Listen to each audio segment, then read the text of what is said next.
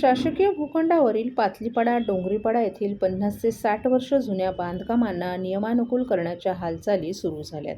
महसूल मंत्री आणि जिल्हाधिकारी यांच्या सकारात्मक प्रतिसादामुळे सुमारे 20,000 नागरिकांना दिलासा मिळणार आहे.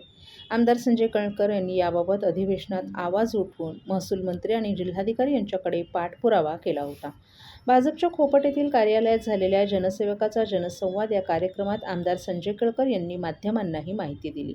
पातलीपाडा, डोंगरीपाडा येथे शासकीय भूखंडावर गेल्या 50 ते 60 वर्षांपासून सुमारे 4,000 कुटुंब राहत असून ते ग्रामपंचायतीच्या काळापासून आजतागायत कर भरतायत. महापालिकेनं त्यांना विविध सुविधाही दिल्या आहेत. मात्र अचानक या कुटुंबांना शासकीय भूखंड असल्याचं सांगून जिल्हा प्रशासनाकडून घरं खाली करण्याच्या नोटिसा बजावण्यात आल्यानं ही कुटुंब हवालदिल झाली होती. याबाबत त्यांनी आमदार संजय कळकर यांच्याकडे व्यथा मांडल्यानंतर केळकर यांनी अधिवेशनात आवाज उठवून सेक्शन 51 प्रमाणे ही बांधकामं नियमानुकूल करण्याची मागणी केली आहे. त्यांनी महसूल मंत्री चंद्रशेखर बावनकुळे आणि ठाणे जिल्हाधिकाऱ्यांशी चर्चाही केली होती. याबाबत महसूल विभागाकडून सकारात्मक प्रतिसाद मिळाल्याची माहिती केळकर यांनी दिली आहे. धर्मवीरनगर येथील BSOP इमारती नादुरुस्त झाल्या असून नुकताच येथील लिफ्ट कोसळून काही रहिवासी जखमी झाले होते. या इमारतीची तातडीनं दुरुस्ती करण्यास अधिकाऱ्यांना सांगितलं असून लवकरच दुरुस्तीच्या कामाला सुरुवात होणार असल्याची माहिती केळकर यांनी दिली आहे. कंत्राटदारांनी हजारो कंत्राटी कामगारांचा विमा काढला नसल्यानं त्याचा फायदा जखमी कंत्राटदारांना मिळत नाही. कामावर असताना एक कामगार नुकताच जखमी झाला, मात्र विमा अभावी कामगाराला या सुविधेचा लाभ मिळाला नाही. अशावेळी कंत्राटदार आणि महापालिका प्रशासन ही जबाबदारी ढकलते. याचबरोबर 7व्या वेतन आयोगाप्रमाणे प्रलंबित देणी, अनुकंपा, फायलेरिया विभागातील कर्मचाऱ्यांना वारसा हक्क, शिक्षकांचे प्रश्न याबाबत यापूर्वी आयुक्तांसोबत बैठक झाली होती. त्यावेळी आयुक्तांनी स्पष्ट निर्देश दिल्यानंतरही अधिकाऱ्यांनी अंमलबजावणी केली नसल्याचं केळकर यांनी सांगितलं. याबाबत पुन्हा एकदा अधिकाऱ्यांना स्पष्ट सूचना दिल्याचंही त्यांनी सांगितलं. महाराष्ट्रातील भगिनींना आधार देणारी राज्य शासनाची मुख्यमंत्री माझी लाडकी बहीण योजना. या योजनेअंतर्गत अल्प उत्पन्न गटातील 21 ते 65 वयोगटाच्या भगिनींना मिळणार दरमहा 1,500 रुपयांची मदत. अर्ज करण्यासाठी 31 ऑगस्ट 2024 पर्यंत मुदतवाढ. कुटुंबाचं वार्षिक उत्पन्न 2.5 लाख रुपयांपेक्षा कमी असलेल्या महिला पात्र. कुटुंबाकडे पिवळं किंवा केशरी रेशन कार्ड असल्यास उत्पन्नाचा दाखला आवश्यक नाही. पांढरं रेशन कार्ड असेल किंवा रेशन कार्ड नसेल तर कुटुंबाचं वार्षिक उत्पन्न 2.5 लाखांपेक्षा कमी असल्याचा दाखला आवश्यक.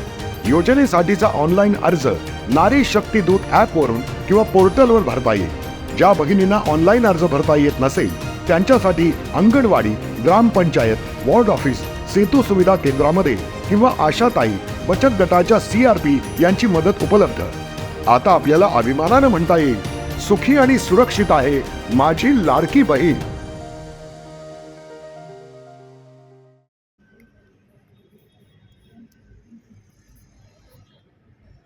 कोपरीच्या संत तुकाराम क्रीडांगणात देवी भक्ती, संगीत आणि उत्साहाचा भक्तिमय प्रारंभ. ठाण्यात चैत्र नवरात्रोत्सवाच्या उत्साहाला भक्तिमय वातावरणात प्रारंभ झालाय. राज्याचे उपमुख्यमंत्री एकनाथ शिंदे यांच्या माध्यमातून ठाणे पूर्व कोपरी येथील संत तुकाराम क्रीडांगणात धर्मवीर श्री आनंद दिघे प्रतिष्ठान आयोजित चैत्र नवरात्रोत्सवात पहिल्याच दिवशी भक्ती संगीताच्या सुरेल कार्यक्रमानं वातावरण भक्तिरसात न्हाऊन निघालं. यावेळी उपस्थित भाविक रसिक महिलांनी तर मंडपातच फेर धरून मातृशक्तीच्या सुरेल सादरीकरणाला दाद दिली. चैत्र शुद्ध प्रतिपदा अर्थात गुढीपाडव्याच्या शुभ मुहूर्तावर दुपारी उपमुख्यमंत्री एकनाथ शिंदे यांनी चैत्र नवरात्रोत्सवात देवीची प्राणप्रतिष्ठापना करून सहकुटुंब विधिवत पूजन केलं. काल सायंकाळी ठाण्याच्या महापौर शर्मिला पिंपळकर यांच्या हस्ते देवी मातेची विधिवत आरती करण्यात आली. यावेळी शिवसेना कल्याण जिल्हाप्रमुख गोपाल लांडगे, ठाणे महापालिकेचे अतिरिक्त आयुक्त संदीप माळवी, प्रकाश कोटवानी, राहुल लोंढे यांच्यासह अनेक शिवसेनेचे पदाधिकारी, कार्यकर्ते आणि भाविक मोठ्या संख्येनं उपस्थित होते. या नवरात्री सोहळ्याच्या पहिल्याच दिवशी मातृशक्तीच्या कलेचा आविष्कार पाहायला मिळाला. प्रसिद्ध गायिका धनश्री देशपांडे, केतकी भावे जोशी आणि केतकी चैतन्य यांच्यासह संपूर्ण महिला वाद्यवृंदांचा सहभाग असलेला उदे ग अंबे उदे हा देवी मातेचा जागर कार्यक्रम पार पडला. देवी मातेच्या स्तुतिगीतांसह अनेक नव्या, जुन्या आणि पारंपरिक हिंदी मराठी गीतांच्या सादरीकरणानं कार्यक्रमाला भक्तिमय रंग चढला. उत्तरोत्तर रंगत गेलेल्या संगीतमय कार्यक्रमात विविध कलावंतांनी आपली कला सादर केल्यानं वातावरण केवळ भारावूनच नव्हे तर या मातृशक्तीनं उपस्थितांना मंत्रमुग्ध केलं. तुझ्याविना वैकुंठाचा या रखुमाईच्या गीतानं प्रारंभ झालेल्या या कार्यक्रमात अनेक मराठी, हिंदी भावगीतं, लावणी आणि पारंपरिक लोकगीतांच्या सादरीकरणानं कार्यक्रमात विविधता आणली. गायिका धनश्री देशपांडे हिने तर रसिकांनाच उत्स्फूर्तपणे गाण्यामध्ये सहभागी करून घेतलं. केतकी चैतन्य हिने गदी माडगुळकर यांच्या रचनांवर आधारित बाबूजींनी संगीतबद्ध केलेल्या जाळीमंदी पिकली करवंद ही लावणी सादर करून रसिकांची दाद मिळवली. तर एकविरा आई तो डोंगरावरी या गीतावर महिला रसिकांनी फेर धरत उत्स्फूर्त सहभाग नोंदवला. या कार्यक्रमाची सांगता नॉनस्टॉप कोळी गीतांनी करण्यात आली, ज्यामुळे वातावरणात जल्लोषाचे रंग भरले. तालरक्षक म्हणून तबल्यावर मुक्ता रस्ते आणि ढोलकीवर इतर वाद्यांवर निशा मोकल यांनी उत्कृष्ट साथसंगत देत कार्यक्रमाची शोभा वाढवली. बासरीवादक भावना हडवळे यांनी संगीताच्या सुरेल सुरांच्या मैफलीला बहारदार सोबत केली. या संपूर्ण संगीतमय सोहळ्याचे प्रभावी आणि आशयपूर्ण निवेदन स्मिता गवाणकर यांनी केलं. चैत्र नवरात्रोत्सवाच्या पहिल्याच दिवशी भक्ती, परंपरा आणि संगीताचा संगम अनुभवायला मिळाल्यानं ठाणेकरांमध्ये उत्साहाचं वातावरण निर्माण झालं होतं.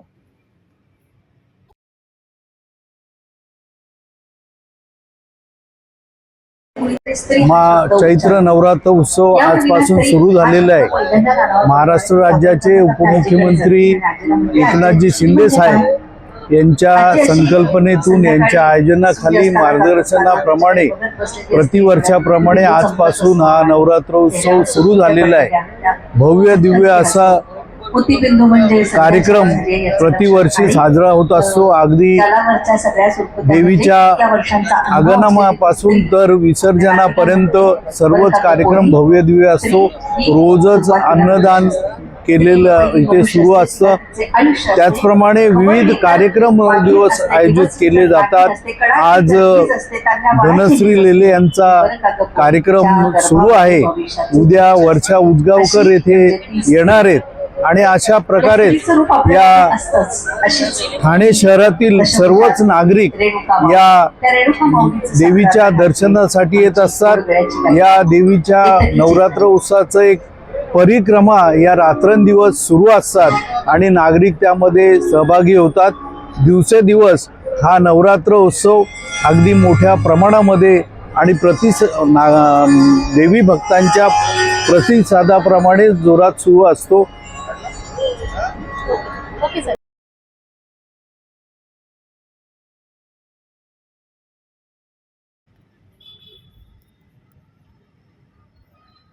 भक्ती आणि संस्कृतीचा जागर, ठाण्यात आगरी कोळी समाजभूषण मान्यवरांचा गौरव. ठाण्यातील जांभळी नाका येथील श्री छत्रपती शिवाजी महाराज मैदानात आनंद चॅरिटेबल ट्रस्ट आणि शिवसेना नेते माजी खासदार राजन विचारे यांच्या वतीने आयोजित चैत्र नवरात्र उत्सवात भक्ती आणि परंपरेचा अनोखा संगम पाहायला मिळाला. नवरात्रीच्या पहिल्याच दिवशी देवीची विधिवत स्थापना केल्यानंतर आगरी कोळी संस्कृतीचं दर्शन घडवत विविध क्षेत्रात उल्लेखनीय कार्य करणाऱ्या समाजभूषण मान्यवरांचा विशेष सत्कार करण्यात आला. तसंच पहिल्याच दिवशी शिवसेना उद्धव बाळासाहेब ठाकरे पक्षाचे युवा सेनेचे राष्ट्रीय कार्यकारिणी सदस्य महाराष्ट्र राज्य सिद्धेश सुनील शिंदे तसंच त्यांची पत्नी धनश्री विचारी शिंदे यांनीही देवीचं दर्शन घेऊन पूजा आरती केली. तर दादूशच्या सुरांनी ठाणेकर मंत्रमुग्ध झाले होते. देवीच्या स्थापनेनंतर आयोजित सांस्कृतिक कार्यक्रमात प्रख्यात गायक संतोष चौधरी अर्थात दादूस यांनी दादूस आलारे हा कोळीगीत आणि नृत्याचा बहारदार कार्यक्रम सादर केला. पारंपरिक वेशभूषा, ढोलकीचा ताल आणि कोळीगीतांच्या सुरावर उपस्थितांनी ठेका धरला. या संगीतमय सोहळ्यानं संपूर्ण परिसर कोळी संस्कृतीच्या रंगात न्हाऊन निघाला होता. या सोहळ्याचं मुख्य आकर्षण म्हणजे आगरी कोळी समाजासाठी मोलाचं योगदान देणाऱ्या व्यक्तिमत्वांचा सन्मान.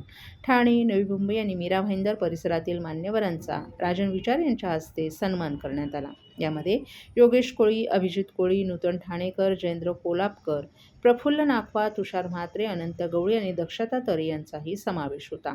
आपली संस्कृती आणि परंपरा जोपासण्यासोबतच समाजासाठी झटणाऱ्या हातांचा सन्मान करणं हे आमचं कर्तव्य असून आगरी कोळी समाज हा या भूमीचा पुत्र असून त्यांचा वारसा अभिमानास्पद असल्याचे उद्गार यावेळी राजन विचारे यांनी काढले.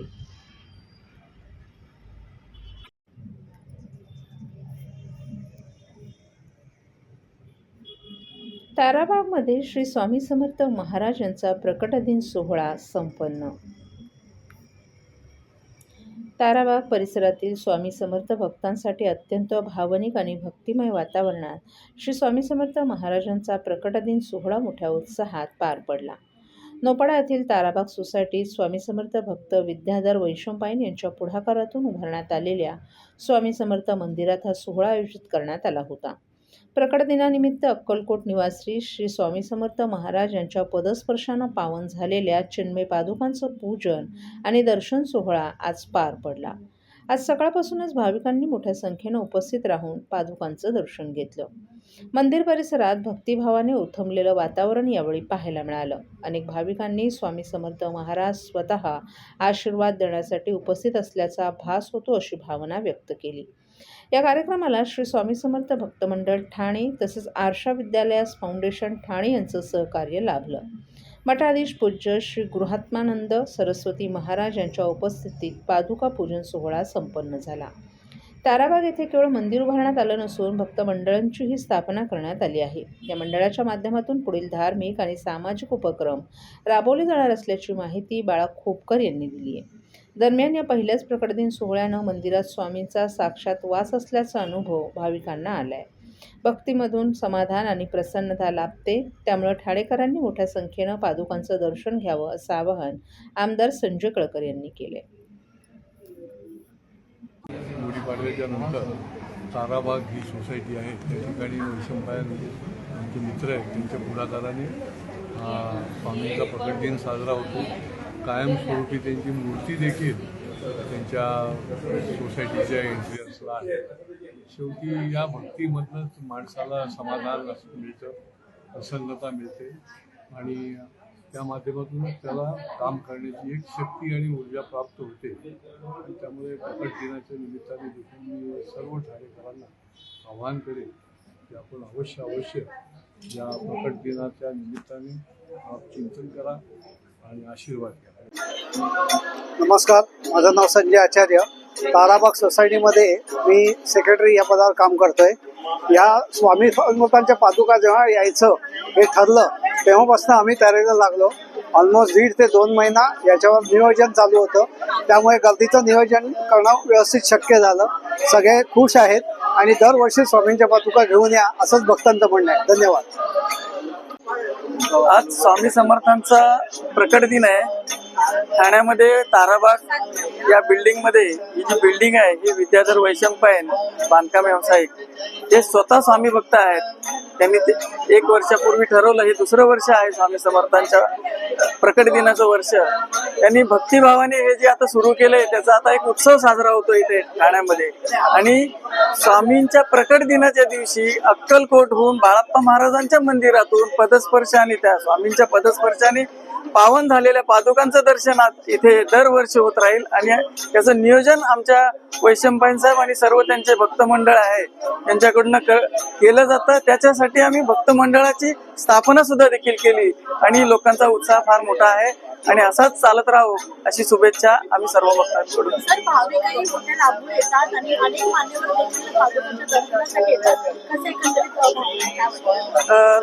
आता आम्ही याचा काय फार मोठा प्रचार नाही केला, परंतु काय होतंय की जेव्हा स्वामींच्या पादुका येणार म्हटल्यानंतर आणि स्वामींच्याच इथे मूर्ती त्यांची तुम्ही कधी आलात समोर तर असं वाटेल की स्वामी तुमच्या समोर बोलतायत, बघतायत तुमच्याशी. इतकी प्रसन्न मूर्ती आम्ही सोलापूरहून आणली होती. तर त्यामुळे काय की आता आजच गुजरातहून एक व्यक्ती आले की आम्हाला स्वामींच्या पादुका इथे येत आहेत. म्हणजे ह्याची महती हळूहळू भक्त पसरवतायत. आता आज माजी गृहनिर्माण मंत्री प्रकाशभाई मेहता येत आहेत. ठाण्याचे स्थानिक आमदार संजय केळकर साहेब येऊन गेले. स्थानिक सर्व नगरसेवक येऊन जात आहेत. तर हे हळूहळू आता हा पसारा वाढत चाललोय. याचा आनंद आहे आम्हाला.